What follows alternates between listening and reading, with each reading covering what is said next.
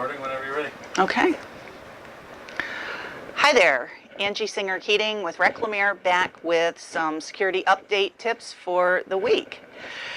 With the recent Target data breach incident involving credit cards and point-of-sale machines at their stores, I've been getting a lot of questions from friends, from family, about which are safer to use, credit cards or debit cards, and also, should I even use a credit card or debit card in the first place for making purchases? So let's go through each type of card and let's talk about the benefits and the disadvantages of each one of them. First of all, with debit cards, they're incredibly convenient to use. The money comes instantly out of your account, and if you're trying to stick to any kind of a budget, they can be really helpful for people trying to make sure that they're spending cash and not building up big credit card bills. However, if there is a dispute on a purchase, your money is already gone. Or if there happens to be a data breach such as Target, where debit cards were also taken, those debit cards can also be immediately used to make purchases and potentially make fake debit cards and withdraw money if you used your PIN number with the purchase.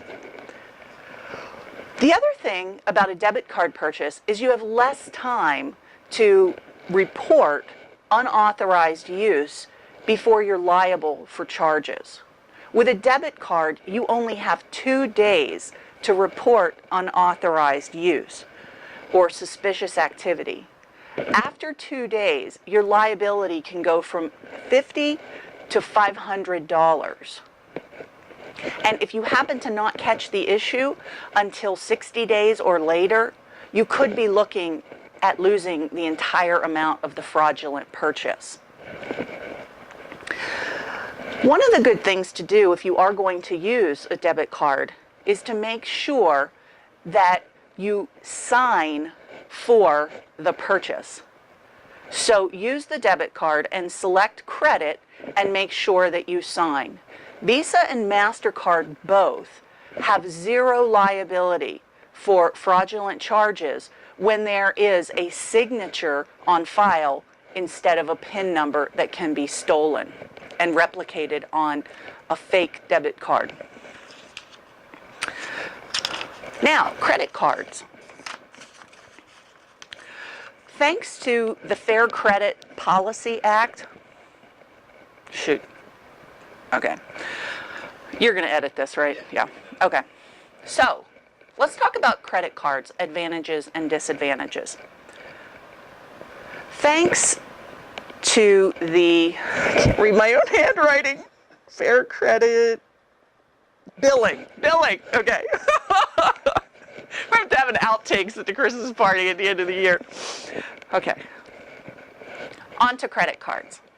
Thanks to the Fair Credit Billing Act, by law, the maximum amount that you can be held liable for on a fraudulent or unauthorized credit card purchase is $50. In fact, if you report the lost or stolen card or fraudulent, suspected fraudulent activity before any charges actually are incurred, then yeah. Okay, let me start that. Okay. On to credit cards. Thanks to the Fair Credit Billing Act, the maximum amount that you can be held liable for fraudulent charges on your credit card is $50. Also, Visa and MasterCard have a, no, I'm getting them mixed up. Ugh. On to credit cards. Thanks to the Fair Credit Billing Act, the maximum amount that you can be held liable for a fraudulent charge is $50 on a credit card.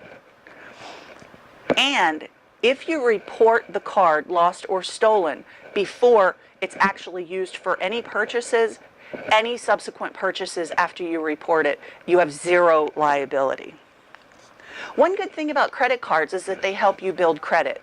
Purchases made with a debit card have no impact on your credit report. However, favorable activity on a credit report with your credit card is good if you're trying to build your credit score. So, what are some key takeaways about your debit card and your credit card? I'll share with you some of the things that I do to protect myself and my family. First of all, I only use my debit card that's attached to my bank accounts for withdrawing cash. Second, I do have a debit card, but it's a small account that I only keep a small amount of money in. That way, if the money is gone, then I know the maximum amount that I'm willing to risk that may not be returned on fraudulent debit card activity.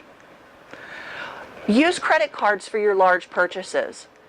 Few debit cards offer any type of purchase protection or any type of dispute resolution.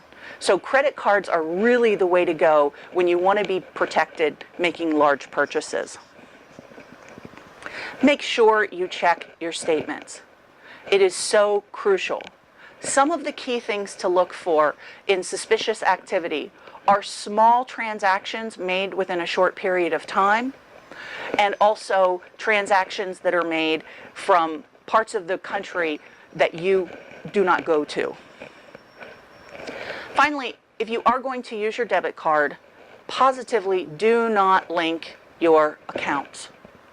Once the debit card number and PIN number has been stolen and access to the bank account is available, any subsequent account that's linked to that checking account can also end up being drained. For instance, if you have a checking account that is linked to a savings account for maybe overdraft protection, that may be linked to a home equity line of credit, the entire amount of that money could possibly be at risk. So,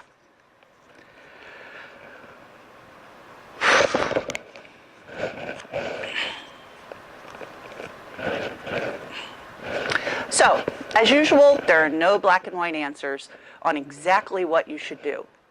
But with a little thought about how much risk you're willing to assume with your personal finances, how best to protect yourself and the type of purchases that you make, as well as your own financial goals around budgeting and the handling of your finances, you can make the right decisions on the use of credit cards and debit cards.